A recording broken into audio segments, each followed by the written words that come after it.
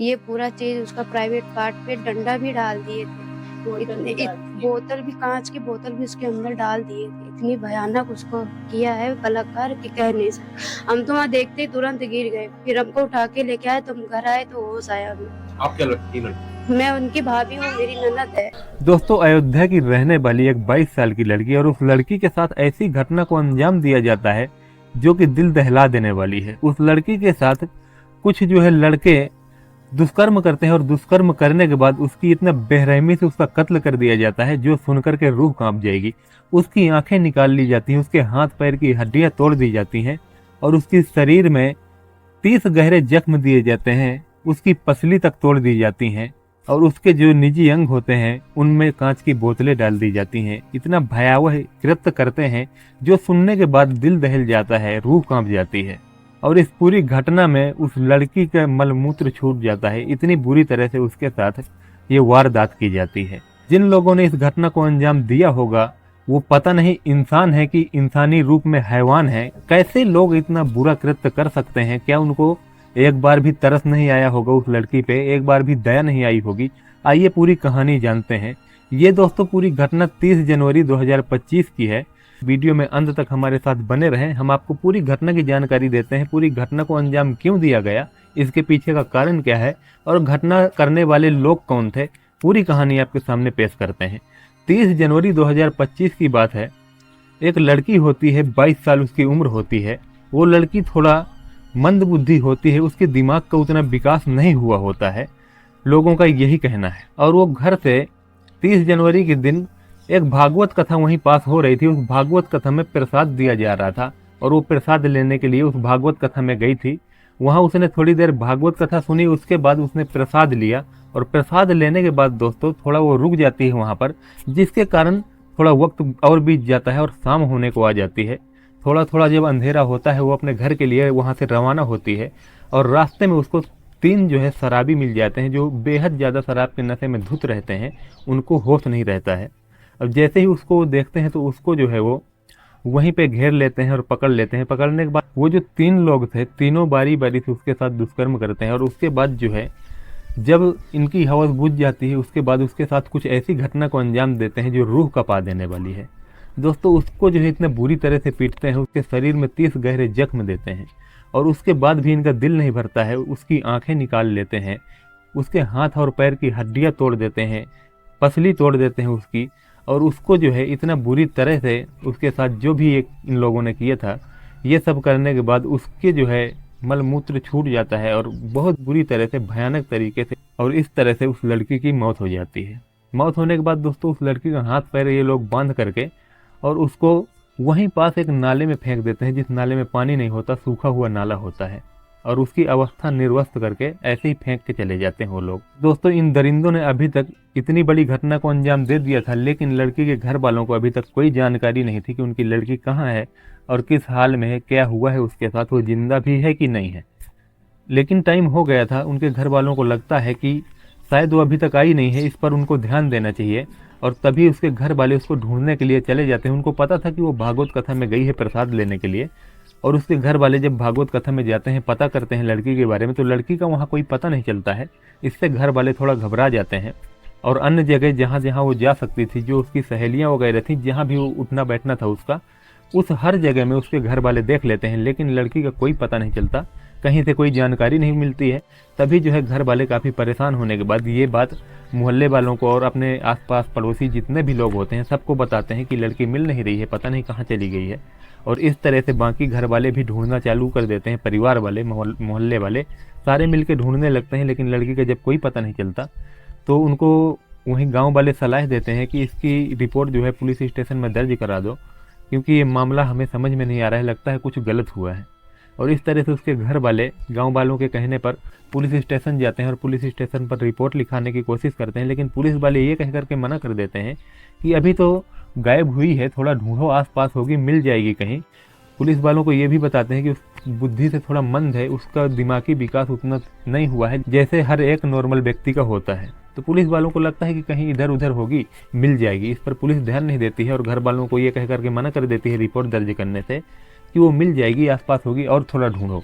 उसके बाद थाने से घर वाले वापस आ जाते हैं और वापस आने के बाद थाने से वो फिर से गांव में ढूंढने लगते हैं गांव वालों के साथ मिल करके। लेकिन जब उनको कोई पता नहीं चलता है, ढूंढते ढूंढते 36 घंटे का टाइम बीत जाता है और उसके बाद वापस फिर से वो थाने जाते हैं और थाने में बताते हैं कि अभी तक उसका कोई पता नहीं चला है। तो पुलिस भी थोड़ा एक्टिव होती है और सोचती है कि मामला गंभीर है, इस पर पुलिस को ध्यान देना चाहिए। तभी इस पर पुलिस एक गुमशुदगी की FIR दर्ज करती है घर वालों के कहने पर, और उसके बाद पुलिस अपनी छानबीन करने लगती है और पुलिस घर वालों को और स्थानीय लोग जो गांव वाले उनके साथ होते हैं उनको भी कहती है कि आप लोग मदद करो थोड़ा ढूंढने में, आप लोग भी अपने आसपास के एरिया को देखो, चेक करो, कहीं शायद मिल जाए। और उसके बाद जो है गांव वाले भी ढूंढने लगते हैं और पुलिस भी अपना इस मामले में कार्रवाई करने लगती है। तभी दोस्तों गांव वाले ढूंढते ढूंढते अचानक एक स्कूल होता है, वहीं पे शौचालय वगैरह बने होते हैं, वहाँ पहुँच जाती है और वहाँ पर जब देखती है तो वहाँ उसी लड़की के जो है कुछ कपड़े पड़े होते हैं जो कि खून से लथापथ थे, खून लगा था और खून के निशान एक गेहूं के खेत के तरफ गए थे। तभी गांव वाले उस खून के निशान को फॉलो करते हुए उस गेहूं के खेत में जाते हैं और पूरे खेत को छान मारते हैं, लेकिन लड़की का कोई पता नहीं चलता है। उसके बाद जो है लड़की की जो बहन होती है वो भी ढूंढ रही होती है, माँ और भाई सब लोग ढूंढ रहे होते हैं। तभी लड़की का जो भाई होता है छोटा, वो ढूंढते ढूंढते एक नाले के पास जा पहुँचता है और जब वो देखता है नाले में तो निर्वस्त्र अवस्था में एक लड़के की लाश पड़ी होती है। ये लड़की कोई और नहीं, उसी लड़के की बहन होती है।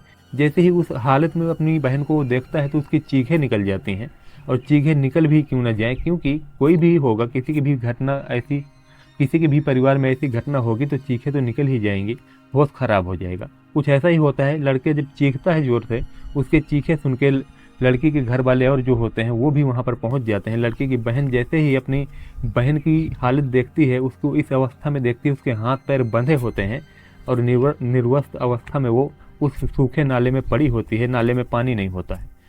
उस हालत में देखते ही लड़की की जो बहन होती है वो बेहोश हो जाती है, वहीं पर गिर जाती है। और उसके बाद गांव वाले भी वहाँ पर पहुँच जाते हैं। गांव वाले पहुँचने के बाद पुलिस को सूचना दी जाती है, ऐसी ऐसी बात है, यहाँ पर लड़की की लाश मिली है।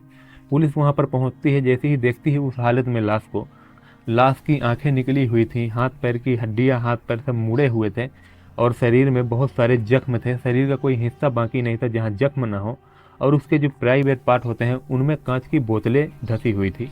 बहुत बुरी अवस्था थी। ऐसी अवस्था में देख करके पुलिस भी एक बार हैरान हो जाती है और उसके बाद जो है पुलिस अपनी कार्रवाई में लग जाती है, मामले की जाँच करने लगती है कि इसके पीछे कौन है। और उसके बाद जल्द ही पुलिस को कामयाबी मिलते हैं। पुलिस को 3 ऐसे व्यक्तियों के बारे में पता चलता है और पुलिस उन व्यक्तियों को जब पकड़ती है और उनसे पूछताछ करना चालू करती है तो पूछताछ में वो व्यक्ति कबूलते हैं कि हाँ, हमने ही इस घटना को अंजाम दिया है और हम लोग बहुत नशे में थे, ऐसा करके वो बताते हैं।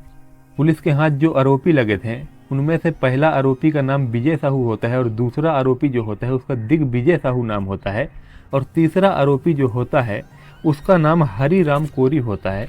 ये तीनों गिरफ्तार कर लिए जाते हैं। गिरफ्तार करने के बाद पुलिस इनसे पूछताछ करती है और जानकारी करती है और हिरासत में रखती है। अभी तक मीडिया को कोई जानकारी नहीं दी गई है कि और इन लोगों ने क्या क्या कबूला है, इसके पीछे की वजह क्या है। हालांकि जो है परिवार वालों का कहना ये है कि उनमें से जो एक व्यक्ति होता है दिग्विजय साहू, उससे जो है लड़की का जो भाई होता है उसके बीच 1 महीने पहले मारपीट हुई थी और हो सकता है इस मारपीट के चक्कर में, बदले के चक्कर में उसने ऐसा घटना को अंजाम दिया हो।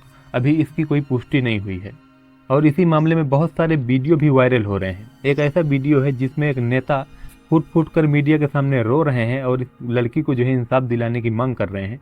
वहीं बहुत सारी पार्टी के बड़े बड़े नेताओं ने भी प्रतिक्रिया दी है इस मामले में, जैसे कि राहुल गांधी हो गए, प्रियंका गांधी हो गई, अखिलेश यादव जी हो गए और मुख्यमंत्री हमारे योगी जी हो गए। सब ने इस मामले में प्रतिक्रिया दी है। योगी जी ने भी कहा है कि इस मामले में जो भी आरोपी होगा उसको बख्शा नहीं जाएगा, उसको कड़ी से कड़ी सजा दी जाएगी। वहीं दोस्तों लोगों का मानना है कि ये जो घटना है ये दिल्ली की निर्भया कांड जैसी घटना है और इस घटना को भी ऐसे ही अंजाम दिया गया है। हमारा मानना है कि ये घटना दिल्ली के निर्भया कांड से भी ज़्यादा बदतर है और बुरी तरीके से इसको अंजाम दिया गया है। और ऐसी घटना को अंजाम देने वाला इंसान जो भी होगा उसको इंसान क्या कहें, वो तो दानव है, दैत्य है, उसको हम हैवान कह सकते हैं, इंसान तो नहीं हो सकता है। इतना बुरी तरीके से एक लड़की को जो है इतना बेरहमी से दुष्कर्म करके उसका कत्ल कर दिया जाता है, ये कोई इंसान नहीं कर सकता जिसके अंदर इंसानियत होगी। दोस्तों ये वीडियो बनाने का उद्देश्य हमारा किसी की भावनाओं को आहत करना या ठेस पहुंचाना नहीं था। हम ज़्यादा से ज़्यादा लोगों को जागरूक करने का काम करते हैं और जानकारी देने का काम करते हैं। जानकारी अगर पसंद आई तो चैनल को सब्सक्राइब जरूर से कर लें, बेल आइकन प्रेस कर लें ताकि हमारे वीडियो का नोटिफिकेशन सबसे पहले आप तक पहुँच सके। तो चलिए ऐसे ही फिर से एक नई स्टोरी के साथ मिलते हैं, तब तक के लिए जय हिंद जय भारत।